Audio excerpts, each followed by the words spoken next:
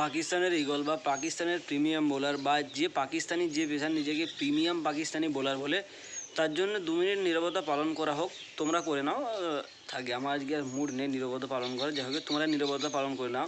এবং কালকে যদি কেউ পাকিস্তান ভার্সেস নিউজিল্যান্ড ম্যাচটা দেখেছে তো কার কথা বলছি আশা করি তোমরা সবাই জানো। বা পাকিস্তানের ইগল, যে ইগলের না আছে এখন ঠোঁট, না আছে ডানা, না আছে পায়ের নখ, কোনোটাই নেই। কালকে টিম সাইফার পাকিস্তানের প্রিমিয়াম বোলার বা পাকিস্তানের ইগল বা পাকিস্তানের শাহিন ইগলের এরকম অবস্থা করবে, এরা কীভাবে নেই। অর্থাৎ দেখা গেলে বা টেকনিক্যালি পাকিস্তানের ইগলকে পুরো নিউজিল্যান্ডের কিউইতে এমন আঘাত করেছে যে ইগল পুরো ঘায়েল হয়ে গিয়েছে। অর্থাৎ টিম সাইফার 1 ওভারে 26 রান নিয়েছে পাকিস্তানের premium pace bowler Shaheen Shah আফ্রিদির ওভারে। এবং শাহিন শাহ আফ্রিদি কালকে পাকিস্তানের তরফ থেকে একমাত্র বোলার ছিল যে 3 ওভারে 31 রান কনসিড করে কোনো উইকেট না নিয়ে। অর্থাৎ তার ইকোনমি কত, 10.3 আসছে, এরকম একটা ইকোনমি নিয়ে সে কালকে বল করেছে। এবং কালকের খেলাটা ছিল 15 ওভারে। তো এবারে যদি ম্যাচে আমরা ফিরে আসি, কাল পাকিস্তান ভার্সেস নিউজিল্যান্ডের মধ্যকার পঞ্চম টি20 ম্যাচে 2য় নম্বর টি20 ম্যাচ ছিল। এবং 2য় নম্বর টি20 ম্যাচে নিউজিল্যান্ড টসে জিতে বল করার সিদ্ধান্ত নেয়, পাকিস্তান প্রথমে ব্যাট করতে নামে। পাকিস্তানের তরফ থেকে first second highest run scorer হচ্ছে সলমান আলী আগা, সাদাব খান, শাহিন শাহ আফ্রিদি, অর্থাৎ ক্যাপ্টেন, ভাইস ক্যাপ্টেন এবং তাদের প্রিমিয়াম পেস বোলার।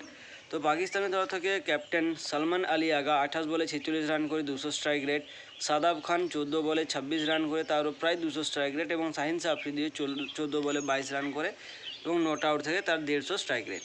এবং পাকিস্তানের তরফ থেকে এই 3জনই হাইয়েস্ট রান স্কোরার। বাকিবাদ পাকিস্তানের নাম্বার 1 ব্যাটার, নাম্বার 2 ব্যাটার তারা তো নেই, তারা ওডিআই জয়েন করবে। বাকিবাদ নিউজিল্যান্ডের তরফ থেকে ইসোরি 17 রান দিয়ে 2 উইকেট, জেকব ডাফি 20 রান দিয়ে 2 উইকেট এবং বেন সিয়াস 23 রান দিয়ে 2 উইকেট নেয়। পাকিস্তান নিউজিল্যান্ডের দ্বিতীয় টি20 ম্যাচ বৃষ্টির কারণে স্থগিত ছিল এবং খেলাটা 20 ওভার থেকে 15 ওভারে শিফট হয়ে যায়। তো নিউজিল্যান্ডের কাছে টার্গেট থাকে 137 রানে, যেটা তাদেরকে চেস করতে হতো 15 ওভারে। নিউজিল্যান্ড সেটা 31.1 ওভারে 5 উইকেট হারিয়ে চেস করে নেয়।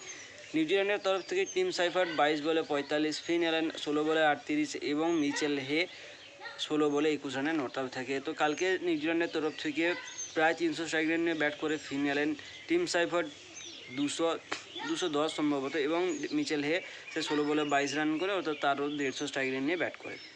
এরপর পাকিস্তানের যে প্রিমিয়াম বোলাররা আছে, এবং একটা সময় বলা হয়েছিল যে কুলদীপ যাদবের মতো স্পিনাররা নাকি পাকিস্তানের অলিতে গলিতে ঘুরে বেড়ায়, এবং জাসপ্রীত বুমরার পেস বোলার তো পাকিস্তানের কোনো ব্যাপারই না। পাকিস্তান প্রত্যেক দিন এরকম 10টা পেস বোলার প্রডিউস করে। তো পাকিস্তান যেরকম পেস প্রডিউস করে সেটা আমরা দেখেছি। এবং পাকিস্তান কালকে ম্যাচ হেরে গিয়েছে, এইখানে এই ইনসিডেন্টগুলো পুরো স্থগিত হয়ে যেতে পারত, কিন্তু তাদের পোস্ট ম্যাচ কনফারেন্সও বাবা হ্যারিস রফের কী স্টাইল।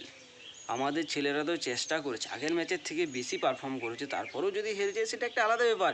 বলছে এটা হাই স্কোরিং রাউন্ড ছিল, তো যদি হাই স্কোরিং রাউন্ড ছিল তাহলে 15 ওভারে কীভাবে 135 রান হলো, এটা তো সবচেয়ে বড় কথা না। হাই স্কোরিং রাউন্ড মানে কত, 250, 280 এরকম রান হবে, সেখানে 135 15 ওভারে, বাহ। এরপর যদি পাকিস্তানের তরফ থেকে দেখি, পাকিস্তানের পেস বোলার হ্যারিস রফ 20 রানে 2 উইকেট, খুশদিল শাহ 16-তে 1, জাহানাদাদ খান 23-এ 1 এবং শাহিন ইগল।